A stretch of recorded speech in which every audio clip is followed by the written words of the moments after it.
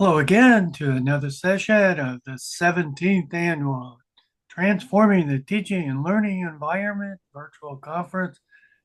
I'm your, I'm Bob Hales, and you're stuck with me as your moderator.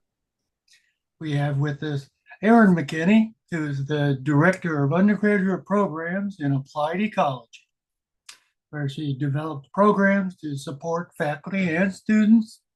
She uses inclusive teaching approaches and tries to maximize accessibility and foster student autonomy and a whole bunch of other good stuff you do, Erin. She's going to talk to us about using open tools to build student. Excuse me. I've been battling laryngitis for quite some time, so sorry. Using open tools to build student community, confidence, and content. Erin, it's all yours. Awesome. Thanks, Bob. Thanks for having me back. This is my second year. I was really delighted to get another invitation to present. So, uh, Bob's introduction is accurate. I'm assistant faculty or assistant professor in applied ecology at NC State University. I'm also the director of undergraduate programs. I teach 5 different courses at NC State. One of those or two of those I teach in the fall, and then this spring I'm teaching gut microbial ecology, practicing conservation ecology, and a graduate seminar on pedagogy in practice.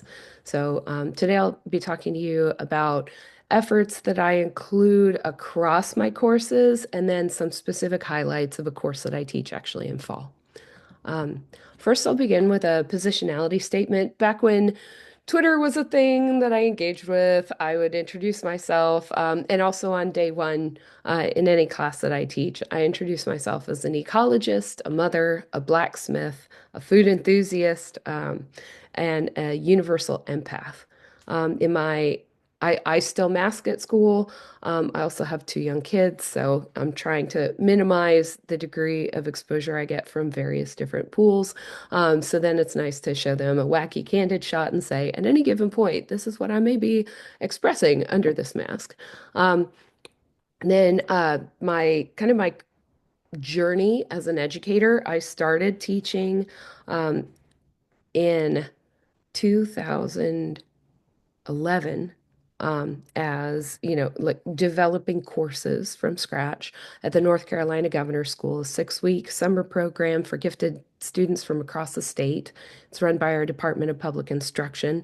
So it's rising high school seniors in natural science, and there are no learning outcomes are required, no standardized testing. Anything you do, it's kind of complete freedom. So I started there teaching courses and developing courses that were just the most fun and compelling things that I had learned from undergrad through my master's.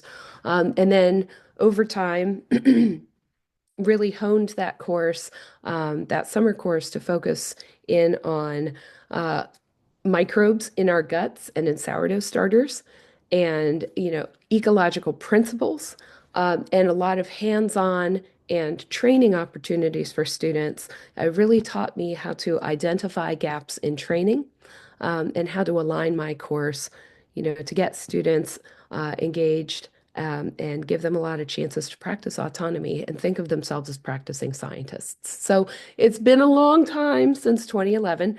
Since 2019, I've been teaching at NC State. I tend to use specifications grading. I also tend to use the following language. I use iterative, low stakes assignments to give students a lot of different chances to show me that they understand the material and how to show me that they understand the material. And I use specifications grading. So, for example, if an assignment is worth 5 points, I will give you a list of 5 items. And as long as you do those items, I would love to award you full points for that assignment. I try not to use language like deducting points. I'm here to give you points for your effort. And more recently, in the last 2 years or so, I've become deeply engaged with not just course design and delivery, but also designing the overall curriculum for a new major in applied ecology. So I'm scaling out practices and thoughts and pedagogies for an entire curriculum now. I'll start uh, also by sharing my introduction and professional development to open pedagogy. We are really lucky at NC State University to have the university libraries. Staffed by just incredible colleagues who specialize in any number of areas from data analysis and visualization to open pedagogy to copyright issues and licensing. So I've been able to partner with a number of incredible librarians, and this really started uh, with my engagement in summer of 2020 when, we were all working remotely and trying to figure out how do we do this effectively and inclusively. I was really fortunate to be able to participate in the inaugural Open Pedagogy Incubator, which they then ended up extending to the entire academic year. So that we could not only learn different technologies and techniques and approaches for open pedagogy, this idea of making education accessible from the materials to the outputs to the understanding. Um, a major way that I tend to engage with this is to consider, what skills, what marketable skills can I align my student learning outcomes and my assignments and assessments with so that when students graduate, they will, just by completing their coursework, automatically be hireable for any number of hopefully desirable positions. I also think a lot at a campus where, some of our alumni have developed incredible industry standards and startups like JUMP and SAS for data analysis. You get trained on those, and then you lose free access when you leave the institution that has the institutional license. So I also think about tools that I can introduce my students to that will not expire when they graduate. So, with that in mind, in today's talk, I'll be sharing 4 free online tools that I incorporate across most of my classes. Yeah, most of my classes. Hypothesis, I use in all 4 of my undergraduate courses and now in my graduate seminar on teaching. Hypothesis is well, they're all free online softwares. Hypothesis is a social annotations app. So you can either annotate and engage with anyone in the world in the public who has also annotated a document that you might be reading, and it's any text you can select, or you can join a class group. You can create your own groups. It's not solely for educators, and you're not limited to groups for classes. I just create groups for all of my classes so that my students can have conversations before class and outside of class about the readings that I expect them to do. Um, BioRender is a software for creating figures. Pressbooks, we are fortunate to have an institutional license through the university libraries at NC State. Pressbooks is, one of our most common slash favorite ways to create digital textbooks that can then be freely and publicly available to students and folks beyond our classes. And Mural is an infinite digital whiteboard space. So to get you just kind of familiar with Mural, I want you to go ahead and share some thoughts on Mural. I had that pre-talk prompt to think about what throwaway assignments do you currently use in your classes. And I think Michelle had a great point that no assignment is truly throwaway in the sense that we as educators can gain something from any assignment that we create for our students. In this case, I'm using throwaway in the open pedagogy context, the idea that if an assignment is going to be kind of a single use, if we think about single-use plastics, straws and wrappers and all sorts of things, a single-use assignment that students complete and perhaps they never see the results, or perhaps the product of that assignment is never used further in or beyond that class. So I'm going to give you a couple minutes just to consider and share your thoughts on Mural. If you have a phone, you are welcome to use a QR code scanning, or you can use this Go link, go.ncsu.edu/TTLE. So I want you to consider what throwaway assignments do you use in your classes and how can you transform them to be more open? And I will conveniently pull that up for you. So we can watch that populate. This is me calling the bluff. So please join us on Mural. I've started with one. One of the most commonly referenced throwaway assignments is quizzes. They can be excellent and well used for student reflection. And a lot of times the quiz results aren't really used beyond that quiz grade. So you can feel free to populate. Oh, and naturally it says, I am trying to connect. So I see a couple anonymous critters here. Thank you, Visiting Squid, for joining us. Or Visiting Sea Lion. And you can feel free to continue hanging out in this mural throughout the talk if you want. You can visit it later. But hopefully this, gives you a chance to see what mural is like. I'm going to zoom way out and risk giving folks vertigo, but just so that you can see, it is an infinite whiteboard space. I created, kind of arbitrarily these white squares to house these sticky notes. And I've pre-populated all the sticky notes so you can double click on one and enter. You can crowdsource as we think about different throwaway assignments. If you don't have an idea of how to transform them or unlock them to be more open, that's fine. Maybe somebody else will come along and with fresh eyes or out of a different context, they could help. So hopefully we can crowdsource.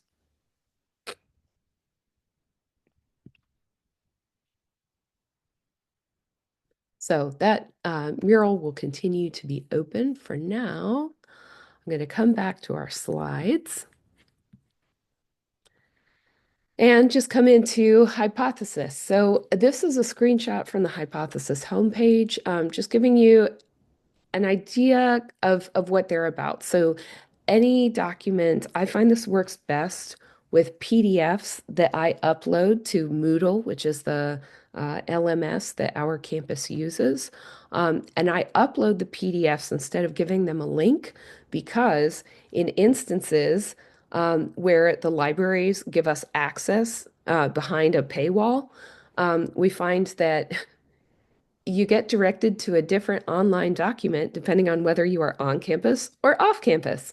So, to get away from that kind of VPN layer of complexity, I just upload a PDF of what I want students to read and annotate, and that way they're all directed to the same source, and they can select text from the PDF and add annotations.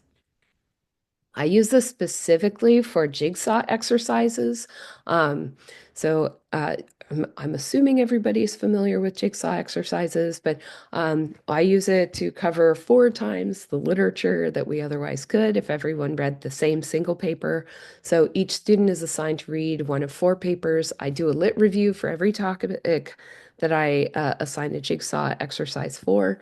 And then in the first before class, everybody's expected to read the paper and annotate it using Hypothesis. And then in class, for the first 10 to 15 minutes, the expert groups come to a consensus. They discuss their paper A, B, C, or D. They discuss it together. Often I've assigned prompts, or I've actually annotated in Hypothesis to add some prompts to spur specific thought down specific lines. And the experts then in class come to a consensus of what are the most important take-home points. How do we summarize this paper so that then we can teach it to our peers when we shuffle into our jigsaw groups? Each jigsaw group has an expert on each of those 4 papers. So then the experts take turns explaining their papers to each other and scaffolding and synthesizing a holistic understanding of how each of those papers relates to the others, and what are the overarching rules and themes, or are there any overarching rules and themes? Is the theme of the day context dependence? Does nothing translate? Um, so I ask students to annotate all required readings using Hypothesis so that I can award points for their efforts. Students use the annotations to ask questions and engage in asynchronous conversations with each other, to clarify content, reflect on key concepts, and link course materials to other courses as well as their lived experiences beyond the classroom. So here I've included a screenshot of a paper that I've assigned with that sidebar from Hypothesis when the software is activated. It's a browser plugin that's usable with Chrome or Firefox. Um, and then, EAMCKENN is my handle. That's my Unity ID. I annotate the title and give everybody, specific instructions, 5 points, five annotations. And then your annotations have to be thoughtful and thought-provoking. So they can't be vapid or just like, cool, I know, right? That doesn't merit credit. Um, and then, the annotations could be an original comment directly on the text, or it could be a reply to a classmate. So in that case, I'm actually motivating conversations. Students can also use an annotation to define vocabulary that they're not familiar with. That lowers the bar and often helps remove a stigma around not knowing all of the jargon. Um, so then students think, oh, I can get a point for not knowing something and clarifying my ignorance, right? And then that usually helps a lot of other students and often spurs conversation around that previously unfamiliar topic. And then when they're linking to previous classes, again, they are personally scaffolding and engaging in conversations that increase the relevance of that reading material. And I've highlighted this comment. This works for the syllabus too. We all write syllabi, and then we all want our students to read this syllabi, and hypothesis annotations are a great way to motivate students to read this syllabus. So the annotation enhances in-class discussion. What I found is those 5 points, it's only 5 points. And this is in one of my classes, I award 1,140 points over the semester. In another course, it's fewer credit hours. I award only 450 or so points. But those 5 points are a very small relative percentage of their total grade, and it's motivating. And I found that those online conversations facilitate and enhance live interactions. Instead of hearing only from those very few students who have ample spare time to read complete the reading thoroughly, or who feel brave and comfortable speaking up over and over, whether they identify as extroverts or as, a majority demographic population, right? I find that the asynchronous discussion and clarification really creates a braver classroom space where more students feel more comfortable sharing their thoughts out loud. And the expert groups reach consensus much more quickly than they did in the past. So instead of taking 20 minutes to reach consensus, we really do get there in about 10 minutes. I am a person who loves Google Forms and surveys to solicit feedback on the different tools and approaches that I use in the class. So, back in 2020, we were all remote, and I was implementing Hypothesis in my classes for the first time in fall 2020, having completed the Open Pedagogies Incubator in the summer. So I asked students, did the hypothesis assignments affect your belief? This would be self-efficacy. Are we impacting self-efficacy through annotation? Yes, this is a skewed bar chart that I love to see. Um, yes, and we didn't have a huge population sample size for the class that I was teaching. I'm pretty fortunate not to teach huge high enrollment classes, but this is the biggest class that I teach. Um, so it was nice to see the majority of students saying that yes, self-efficacy is enhanced and increased significantly, even when we ran these data through R for data analysis. So hypothesis is helpful for students' sense of self-efficacy. Then when I asked about, community, how about a sense of belonging? Again, yes, overwhelmingly. And I think this was especially impactful in fall 2020 when everything felt so remote, so isolated, and especially when so many students did not or had questionable access to a broadband or reliable internet access to be able to complete these readings that were required asynchronously and still be able to engage in conversation that was meaningful. I think made a big difference for our students. Moving on to BioRender, the second of the four tools that I'm sharing today. This is again a screenshot from the BioRender website.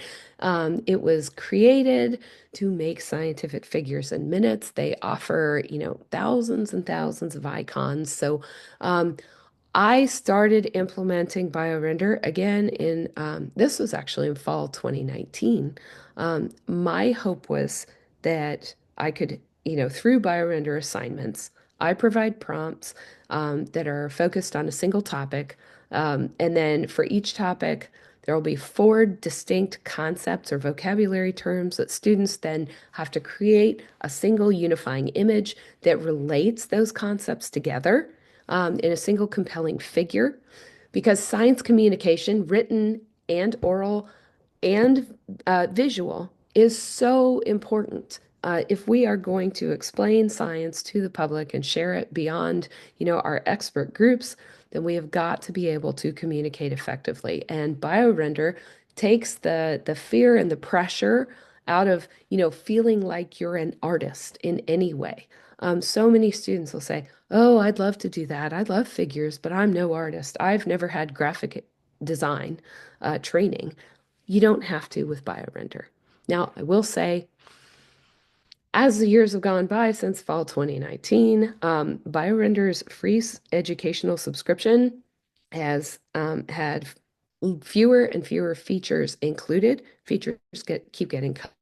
So I will say, full disclosure, I am currently looking into alternative open visualization softwares or applications that could equally empower our students, but without the constraints that are increasingly imposed on BioRender users with free subscriptions.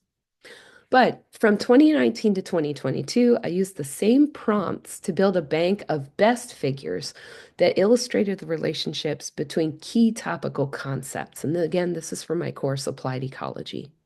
For example, this figure by Sue Ann Ellis compares different life history traits and strategies across diverse species. And just hopefully anyone, whether you have training or not in ecology, hopefully this feels intuitive and fairly straightforward. That, when I look at this figure, I can appreciate that as body size increases, we tend to see fewer offspring produced and greater greater investment in parental care and decreased growth rate, right? Across taxa. In 2023, I revised the BioRender prompts to fill gaps in what students were learning. So students would often comment, phenotypic plasticity is kind of tricky for me to get a handle on. I wish we had a BioRender figure that, could explain this visually. So I created a prompt to address that pinch point. And students, this figure by Lucy Ciccone illustrates the requirements and consequences of phenotypic plasticity. So again, I created a Google form and asked students on a scale of 1 to 5, how much did BioRender assignments enhance your knowledge of the topic? And out of 27 responses, again, we see that right skewed curve. So again, this is feeling pretty good. And I have a hyperlink here to my Lilly conference presentation in 2020 that really focused on this project and these results. So in 2022, I was awarded a grant from NC State University Libraries so I could compile all of these student-created materials into an open access digital textbook using Pressbooks, the third free online tool that I'm sharing today. And I really want to highlight here, Hilary Fox, David Tully, and Will Cross have been my partners for years in a lot of this open pedagogy and inclusive education work. David and Will were the co-leaders, co-founders of the original Open Pedagogies Incubator, and Hilary Fox is our subject librarian in CALS, the College of Agriculture and Life Sciences. She's recently been promoted to lead librarian for our college, and just couldn't be more grateful to be able to continue working with these folks. So here's a slide that I share about this effort on the first day of class. We're co-creating a shared resource. In addition to the BioRender figure assignments for the course, I also assign students to groups to create written content together. And I've made the Pressbook resulting from this student-created content freely available, not only to all students enrolled in my classes, but also to the general public, including any other students or faculty who want to use the textbook for classes at other universities. And here I'll say many, many thanks to Will Cross and David Tully for helping me navigate and understand the different copyright levels for Creative Commons copyrights. If I remember correctly, we've labeled the Pressbook as a Creative Commons goodness, it's share alike and you can't sell it. Um, and I'm probably forgetting one. I think it's like CC BY SA. So, um, and we thought very carefully about making sure that anyone who wants to can also adapt the textbook, but only as long as they never try to sell it, and as long as they continue to make their adapted versions also CC BY SA. Now, students work together in Google Docs to complete the collaborative writing assignments, which provide the bulk of the written content for the textbook. My sloppy estimate is probably about 95% of the textbook content is student created. Now, in 2020, I first prompted students to summarize content, and they turned in bulleted outlines every week, which was what I asked for, but not what I wanted. So it was a great lesson, not only in very specifically articulating what I wanted students to do, and also a lesson in, the consequences of decreased bandwidth. Again, 2020, we all had a lot on our minds. Now, the outlines are useful as a study guide for review, but they don't make for a compelling textbook. So I revised the prompt in 2021 to specifically require a blog-style narrative and revised those prompts again to focus on topical examples in North Carolina in 2022, in line with our land grant mission. And then in 2023, I changed it again to applications to grand challenges in response to a lot of students really kind of urgent and anxious questions and concerns. The world is changing at increasingly rapid rates, and there's a lot of concern for conservation and for humans and just for the whole world functioning as we would like it to. So I've been able to adapt these prompts, and across those three years, I've built up, pretty sizable chapters. I also ask students to create a featured ecologist profile. The goal here is for students to find, hopefully, potentially a role model who they might identify with in some way. Maybe they share some aspect of their intersectional identity. Um, but to find a potential mentor, some of my past students have reached out to the subjects of their featured ecologist profiles. Um, to hopefully work with them for paid positions or for graduate positions. But the idea here is, who do you want in your textbook?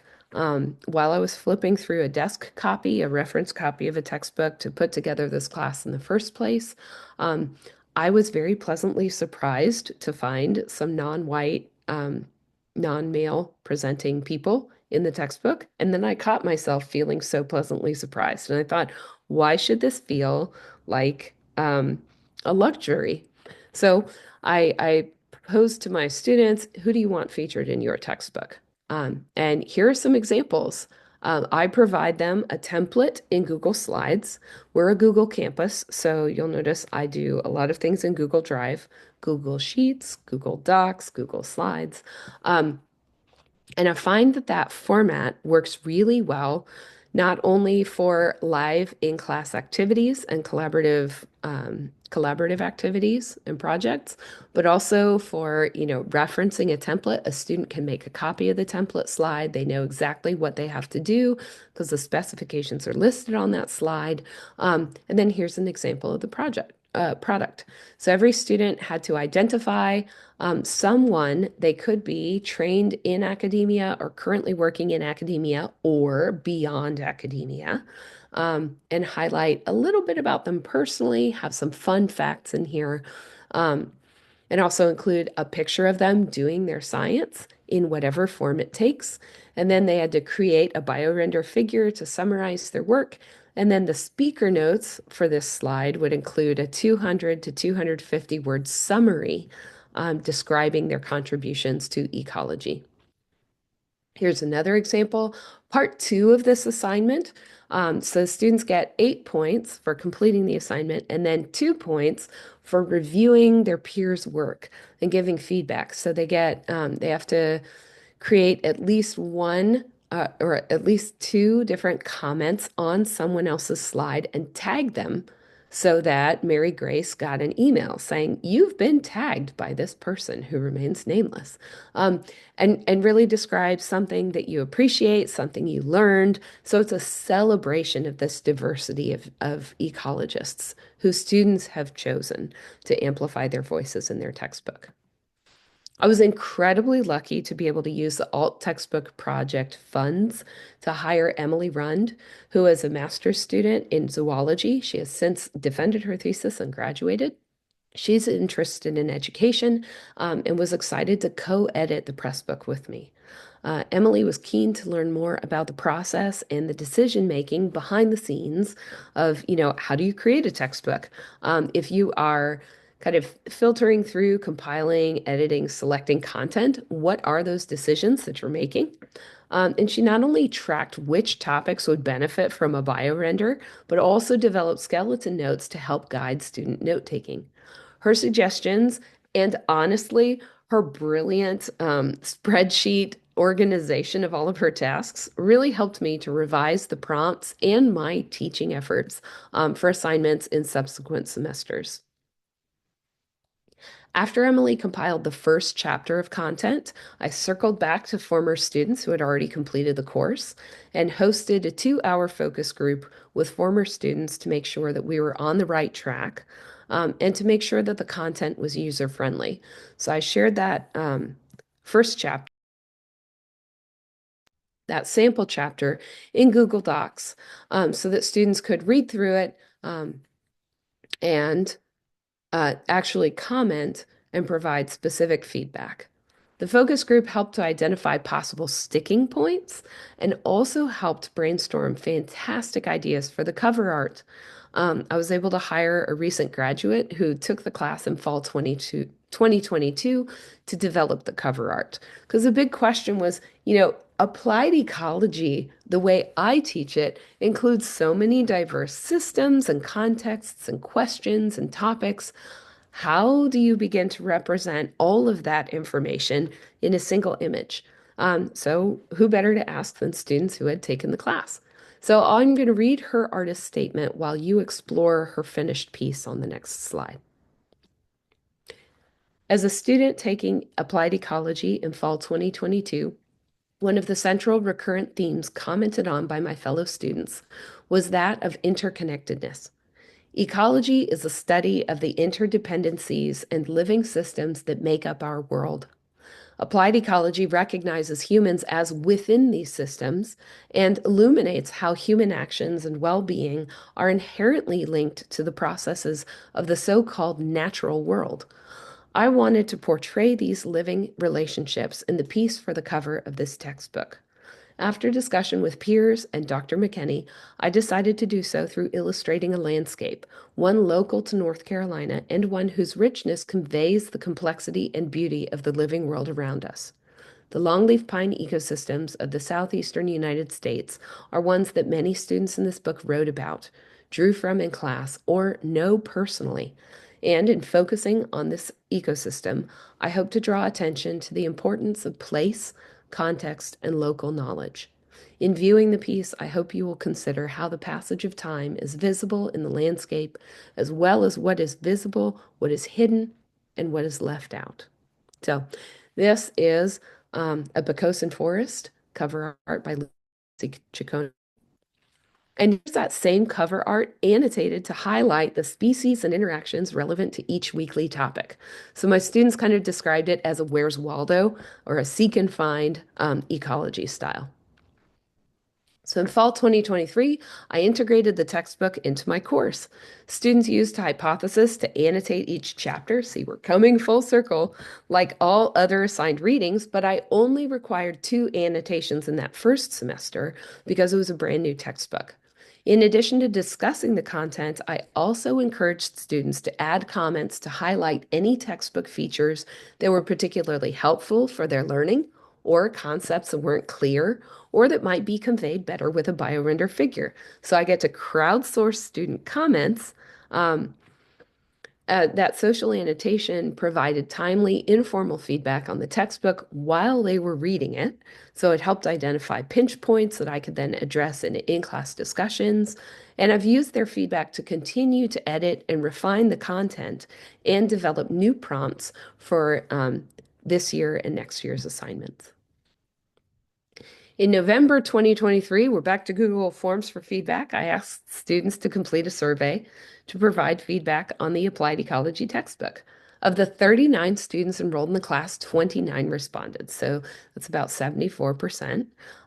Respondents generally considered the educational materials to be effective and successful if they understand the material better and remain engaged. So the first question here, it was really important to me to find out how students define whether their education materials are effective and successful.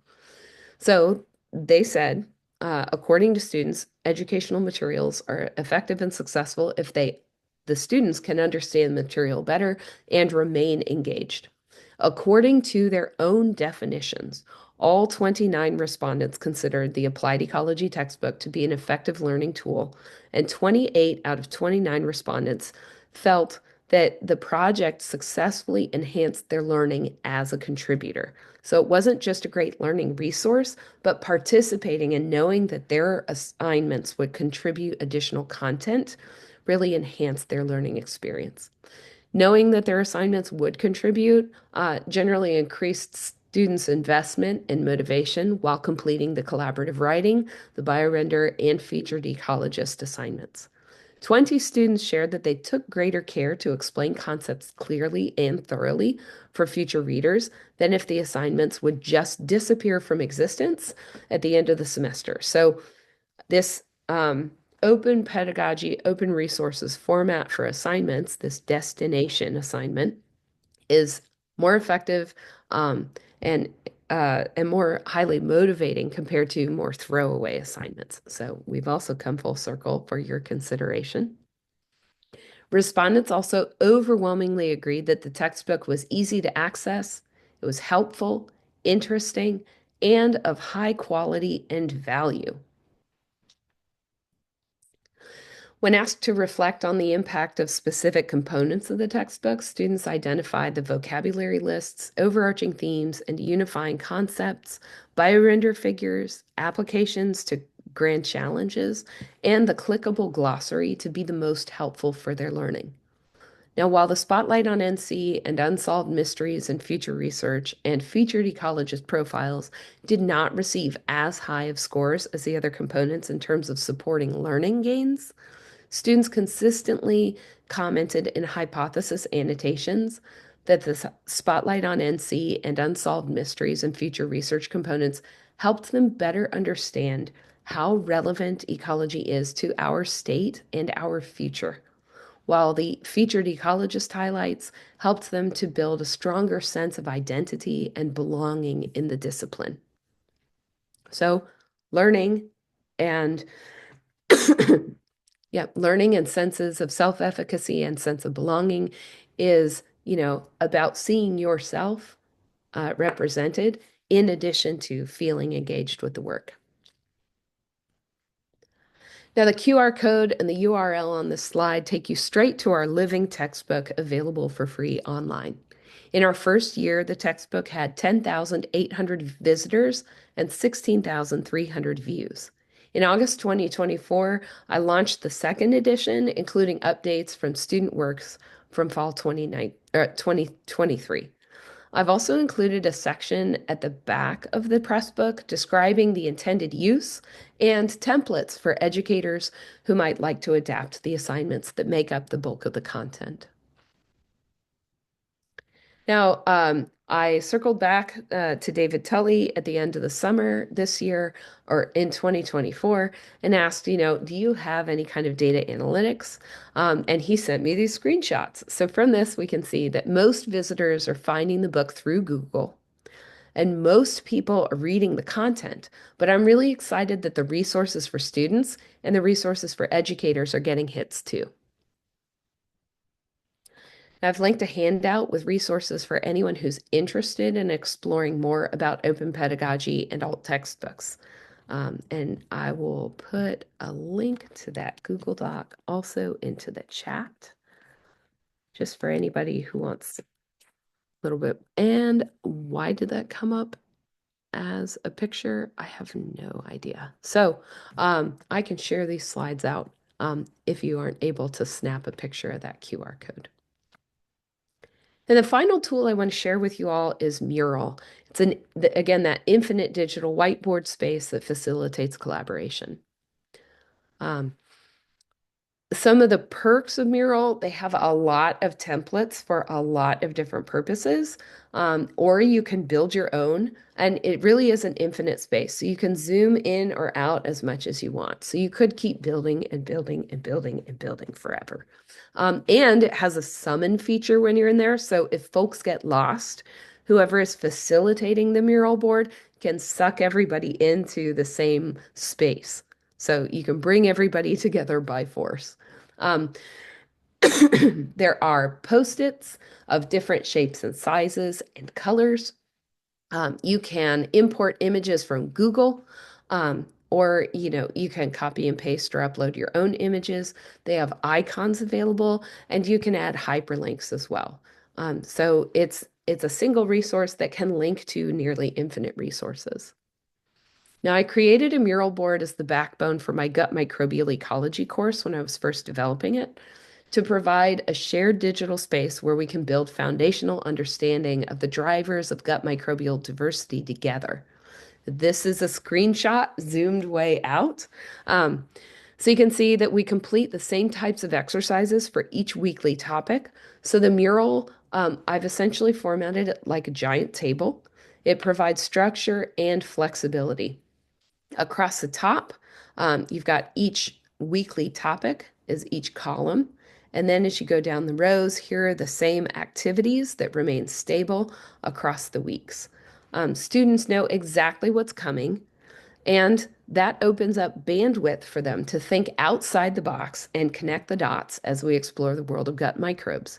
In the first 9 weeks of class, we work our way from left to right across the different topics. But then after spring break, we moved to a separate sandbox area below that table space to plan and execute our data analysis project. So this is a screenshot of last year's data analysis project where we were studying, how does stress in brown bears affect their gut microbiomes? Um, so I had some prompts, some reminders of, what's the experimental design? How many samples do we have? Here's what a bear gut looks like. And then, what questions do we have for our collaborator who provided the samples? And then across the last 6, 7 weeks of the semester, I have these project updates that every student could share what were their achievements and accomplishments, what are their next steps, what challenges are they facing, what support do they need. So again, it's a way to give points to students for reflecting on their work and on the materials, exactly what we want them to do. So looking ahead, I have some next steps for the living textbook. Where do we go? I don't think we need infinite content. So I have kind of moved away from that collaborative writing. So I'm trying to, I've been figuring out, what other writing assignments can I give the students instead of those initial ones so that they're still learning how to communicate effectively through writing without making our textbook infinitely long. So that's for the press book. For mural, I would love to brainstorm or figure out how to assess the value of that shared digital space. I'm not really sure how I would assess or evaluate that. And then for hypothesis, I have collected student annotation data over the last 6 years for all of the courses that I teach. And that's toward this summer I'll be working with a graduate student. I've just identified this grad student and we're talking about hiring processes and everything. She's going to help me analyze those data toward building out an ecology of education framework for understanding how students interact with learning materials, with each other, with the instructor, in and outside of the classroom. So, if you have any burning questions, thoughts, if you have ideas for how I could assess those, again, I'd love for you to hop back into that mural space. And that would be, if you scroll down, then you can find the same kind of table. So if you have specific brainstorming ideas or inspiration, or if you would like to collaborate on SOTL research, I would love to collaborate with you or other, general discussion points. Please feel free to share contact information, anything you want. I would love to be in touch and continue these conversations. But for now, I will ask, what questions do y'all have? And as you collect your thoughts, I'll leave you with this excerpt from Marginalia. We have all seized the white perimeter as our own and reached for a pen, if only to show we did not just laze in an armchair turning pages. We pressed a thought into the wayside, planted an impression along the verge.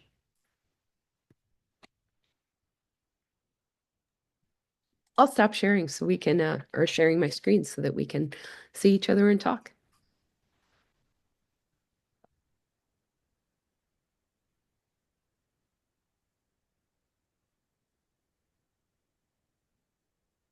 Hmm.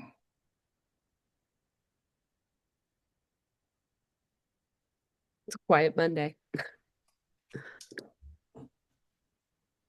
It is. Yeah, thank you, Brooke.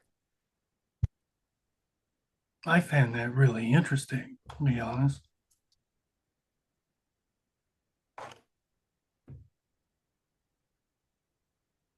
Thanks. There have been some growing pains as some of these tools change. Every year there's like a little bit different challenges that students run into. So I'm also happy to talk about, the feasibility or any potential pitfalls.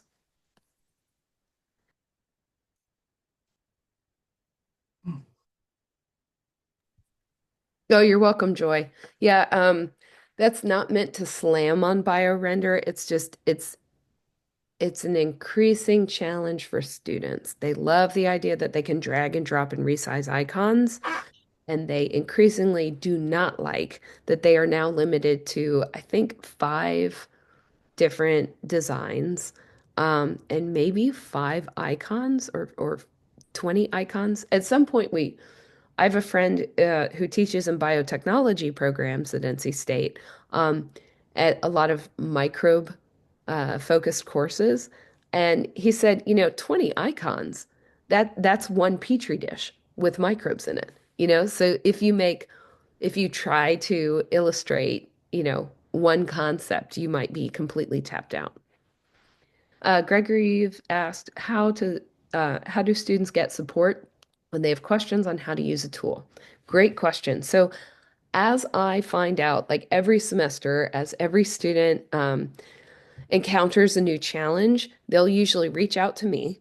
And then I will usually put an update on our Moodle course page. So over the years, now when I have instructions and links to, here's the hypothesis page to sign up for an account. Here's the underneath that, it's here's a link to join our class group. And then, oh, here's a link to install the browser plugin. And then at the end of the first day of class, syllabus day, after I finish going over the syllabus for the course, I say, I have kept the last 5 minutes of class while Panopto is recording so that I can demonstrate how to open the syllabus in Hypothesis so that you can get your points for annotating. Yeah, absolutely.